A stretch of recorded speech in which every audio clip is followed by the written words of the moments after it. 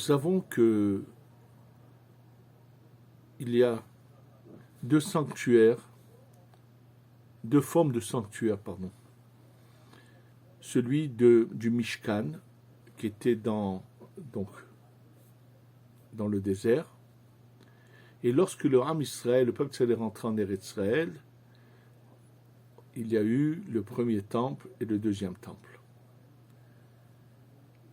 Il faut essayer de comprendre, étant donné que le peuple d'Israël était dans le désert, c'était qu'une période transitoire pour arriver en Eretz Israël. Pourquoi fallait-il faire tout ce tabernacle avec une cour, avec tellement de choses, avec de très belles brodures, des choses qui ont été brodées pour recouvrir? Si c'était pour emmener des sacrifices, pourquoi ça n'aurait pas suffi d'avoir un autel sur lequel auraient été emmenés les sacrifices? Et c'est tout. Quelle était la nécessité de tout ce qui a été confectionné pour le Mishkan, pour le tabernacle? Encore, il y a un détail qui est intéressant entre le Mishkan et le Beth Amikdash, le temple, c'est que lorsque il devait se déplacer, et même pas seulement qu'il devait se déplacer, les tribus étaient disposées, c'est-à-dire autour du Mishkan. Le Mishkan était dans l'endroit où, des fois, il restait longtemps au même emplacement, mais de la même manière qu'ils étaient, il fallait qu'autour du Mishkan, il y ait trois tribus devant, trois derrière, trois à droite, trois à gauche. Ça veut dire que le Mishkan était entouré par les 12 tribus, et c'est donc, quand on parle des dégalim, des drapeaux, c'est une allusion à cela. Et c'était de la même manière qu'ils se déplaçaient. On n'a pas vu quelque chose de semblable par rapport au Beth Amikdash. Le temple, on aurait pu aussi faire qu'il y ait autour des représentants de toutes les tribus, derrière, devant, sur les côtés. Or, ça n'existe pas. Nous savons également que le Beth Amikdash, il y en a eu un, il y en aura un deuxième, et le troisième va être, comme on va l'expliquer, quelque chose de spirituel, qui en fait va être un peu la transition pour passer à l'étape au-dessus, qui est complètement un changement, un bouleversement complet pour les gens qui auront mérité, qui vont passer à cette étape-là. Tout ça nécessite d'être expliqué. Il faut savoir, on doit revenir pour cela au but de la création. Le but de la création, comme je vous l'ai dit dans différents cours, Hachem, Dieu, veut faire du bien. Roté lehétiv, il veut faire que du bien. Ce bien qu'il veut faire, il faut qu'on le mérite. Pour qu'on le mérite, il faut qu'il y ait un choix. Pour qu'il y ait ce choix, il faut qu'il y ait des forces négatives et des forces positives pour que nous puissions choisir entre les deux chemins. Il faut qu'on ait ce choix possible entre les deux chemins. Alors bien sûr, près de la divinité, il ne peut pas y avoir de mal, il serait brûlé. Donc il y a ce retrait de lumière où il y a le point le plus bas, le plus loin de la lumière. Et dans cet endroit où la lumière est la plus lointaine, il y a c'est le lieu où ce qui est négatif peut exister et peut essayer de vouloir dominer. Et tout le travail est de faire l'inverse, c'est de prendre la lumière, la faire descendre et la faire régner même dans ce lieu où le mal pourrait dominer. C'est un peu ça le but de la création. Ce but a passé différentes étapes.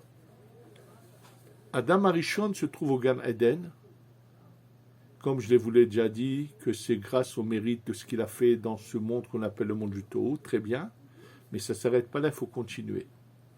Et là, on lui dit maintenant, pour arriver à la perfection la plus totale, c'est d'essayer de descendre un peu vers les ténèbres et de récupérer quelques parcelles qui n'ont pas eu la chance de rentrer dans la sainteté.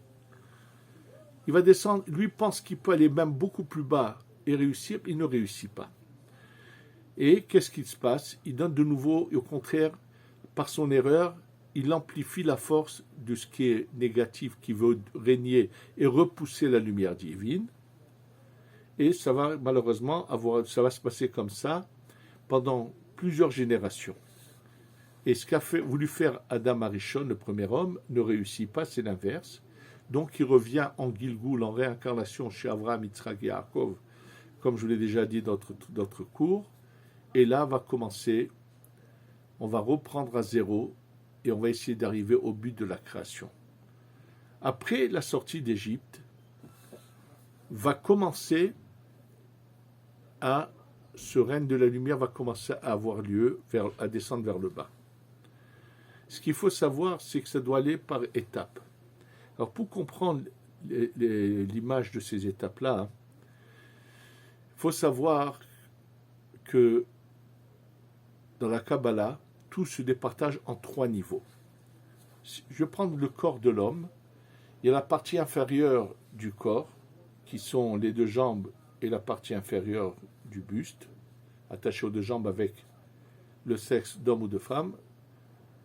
Il y a la partie intermédiaire qui est le buste avec les 2 bras, et il y a la partie supérieure qui est la tête. Hitzon, Emtsa'i et Pnimi. Extérieur, au milieu et intérieur. Tout ce qui concerne le corps, c'est quelque chose d'un peu matériel, puisque la tête, c'est fait pour réfléchir, c'est des choses plus spirituelles. Mais il faut savoir qu'il y a encore une étape qui est au-dessous de tout cela. C'est celle qu'on appelle, parce que l'homme n'a que 9 sfirotes. La 10e, c'est son épouse, qui elle représente la Shekhinah, la Malchut. Et il faut aller du bas vers le haut. C'est-à-dire qu'on va d'abord délivrer la partie qui est la plus proche de ces forces un peu négatives, la délivrer.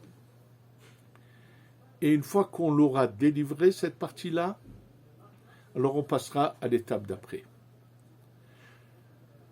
Comme je vous le disais, au départ, les forces du mal en bas ont une domination totale. Et la partie de la lumière qui en souffre le plus, c'est cette partie la plus basse qu'on appelle la Shekhinah et la Malchut, qui elle aussi est en exil avec le peuple d'Israël. C'est ce qui s'est passé dans ces 210 ans d'exil en Égypte. À la sortie d'Égypte, la Malchut commence à sortir de la galoute. C'est-à-dire quand le peuple d'Israël sort, la Malchut est avec elle. Et là, il va falloir qu'il y ait un emplacement dans lequel la Malchut puisse régner. Pour comprendre cette image d'un emplacement dans lequel il puisse régner, le Khatam Sofer pose une très bonne question. Nous savons que même en Eretz Israël, à Yerushalayim, lorsque quelqu'un doit amener un sacrifice, si il lui fait la shechita, c'est-à-dire il lui tranche la gorge avec ce fameux couteau bien préparé, en dehors du temple, il commet une grave erreur et son sacrifice n'est pas du tout agréé, il n'est pas considéré d'avoir été donné à Kadosh Baruch Hu, à Dieu. Dans ce cas, comment se fait-il que dans le désert, pendant la période où ils ont traversé les 40 ans, comment se fait-il qu'il y a eu des sacrifices qui étaient faits pas seulement en dehors du temple, en dehors de Yerushalayim, en dehors d'Eretz Israël? Alors le Khatam Sofer nous explique qu'en fait, lorsqu'un sacrifice était fait à l'intérieur du temple, c'était forcément que c'était pour Hachem, pour Dieu, parce que la présence divine était palpable. Donc ça pouvait être que pour Hachem. Ça c'est dans l'enceinte du Beth Amikdash. Dès qu'on est en dehors, la présence n'est plus palpable il y a l'existence des forces négatives, et donc un sacrifice qui est emmené en dehors n'est pas que pour Hachem, que pour Dieu. C'est-à-dire que tout ça ne va pas monter que vers Hachem. Même dans le temple, s'il n'y a pas de bonne pensée, s'il y a toutes sortes d'erreurs, ça n'arrivera pas au but. Et là, explique le Khatam Sofer que dans le désert, lorsqu'il y avait le Mishkan, lorsque le Mishkan était monté, il y avait une telle intensité de lumière qui régnait dans le Mishkan que c'est comme si on se trouvait dans le Beit HaMikdash plus tard à Yerushalayim. Et c'est pour ça qu'ils ont pu faire les sacrifices. Il faut savoir que le Mishkan, lui, a été fait, conçu, pour que ce luminaire qu'on appelle la Malkout, la Shekhinah, puisse venir résider au sein du peuple d'Israël. C'est la Shekhinah qui sort de la Galoute, qui va d'abord trouver où résider. Mais la Shekhinah est la plus vulnérable, elle a besoin d'être gardée, que les forces négatives ne s'approchent pas d'elle. Et c'est pour ça que Dafka, uniquement dans le Mishkan, dans le tabernacle, il y avait les tribus qui étaient disposées autour du Mishkan. Ensuite, on va passer à l'étape au-dessus, à celle qu'on appelle Zad et Atzilut, la Tiferet, cette partie masculine des Sphirot qui est composée au-dessus de la Malchut de la Shekhinah, qui est composée de 9 Sphirot, mais qui se partage en 3, 3, 3. Et le premier Beit HaMikdash est à l'encontre du bas, des 3 Sphirot du bas. Le deuxième, à l'encontre des 3 Sphirot intermédiaires, et eux, les Sphirot de ce côté masculin n'ont pas besoin de protection. Les forces humaines ne peuvent pas s'y approcher. Et quand on va avoir le troisième Beit HaMikdash au niveau de la tête, c'est pour ça qu'il va être complètement spirituel, pas fait du tout par la main des hommes. C'est une lumière qui vient d'en haut pour nous aider à passer de nouveau à 9 Sphirot au-dessus, mais bien plus spirituel. C'est-à-dire, il y a un libre arbitre actuellement. On passe à une étape qui, par rapport à ce libre arbitre, ça pourrait s'appeler qu'il n'y a plus de libre arbitre, mais par rapport à cette étape, il y a de nouveau un libre arbitre à un niveau beaucoup plus haut. Et je vais tout de suite donner un exemple pour expliquer quelle différence entre l'un et l'autre. Mais c'est ça en fait. Donc le troisième Beit HaMikdash, quand j'arrive à la tête de ce corps, l'étape au-dessus, c'est que je passe à un corps plus élevé, c'est-à-dire le bas d'un corps plus élevé est plus grand que la tête du corps d'en bas. Et c'est ça les prochaines étapes. Et il n'y a jamais de fin pour les tzadikim. Chez Neymar et le Khoumer, ils iront d'étape en étape. Et c'est le but à tous les niveaux pour servir à Kadosh Baruch Hu. Pour comprendre cette image d'étape en étape, je vais vous donner un exemple tout simple. Quand j'ai un fruit devant moi, je prends l'exemple d'une orange, je veux consommer ce fruit, alors je vais retirer les épluchures, je vais prendre le fruit, donc j'ai retiré quelque chose et séparé le bon de ce qui est moins bon, qui n'est pas bien c'est-à-dire ce qu'on consomme c'est le fruit, et quand je rentre ce fruit dans la bouche et je le consomme, il va se passer de nouveau des séparations, mais à un autre niveau. Alors bien sûr, où une partie va devenir une partie de mon corps, donc en fait de ce fruit, une partie va en devenir presque une part un peu spirituelle, puisqu'en d'un fruit, c'est devenu une partie d'un homme qui est bien à un niveau bien au-dessus. Maintenant, pour comprendre ce que je vous ai dit par rapport au libre arbitre, celui qui va manger 10 oranges, son estomac va travailler sur les 10 fruits qu'il aura mangés et qui vont donc ensuite rentrer dans son corps. Mais après, ce qui se passe dans l'estomac, l'homme ne le contrôle plus, ça se fait automatiquement. Si par contre il n'en a mangé qu'une, son corps va travailler sur une. On accumule maintenant de la Torah et des mitzvot, et par rapport à cela, une fois que vient le Mashiach, c'est fini. Celui qui aura accumulé dans sa vie 10 millions de mitzvot et de Torah et de tfilot, tout ce que vous voulez, il aura 10 millions sur lesquels il va ensuite passer à l'étape au-dessus. Celui qui n'aura accumulé que 100 000, il travaillera sur les 100 000. Mais par rapport à ça, on ne peut plus bouger, il n'y a plus de libre arbitre, c'est fini. Mais par rapport au travail qui se fait sur ce qu'il a accumulé dans cette vie, il y a de nouveau un libre arbitre. Et pour cela, pour mieux le comprendre, je vais vous donner l'exemple que je vous ai déjà mentionné dans les cours, que de la bonne partie de l'âme de Caïn, il y a 3 niveaux, il y a Nefesh, Ruach, Neshama, Neshama c'est le plus haut, qui a reçu au départ la bonne Neshama de Caïn, c'est Yitro. Qui reçoit le bon Ruach de Caïn, c'est Shmuel, Hanavi, le prophète Samuel. Et nous dit le Harizal, Shmuel Hanavi, le prophète Samuel, a fait avec le Ruach de Caïn beaucoup plus que ce qu'a fait Yitro avec la Neshama de Caïn.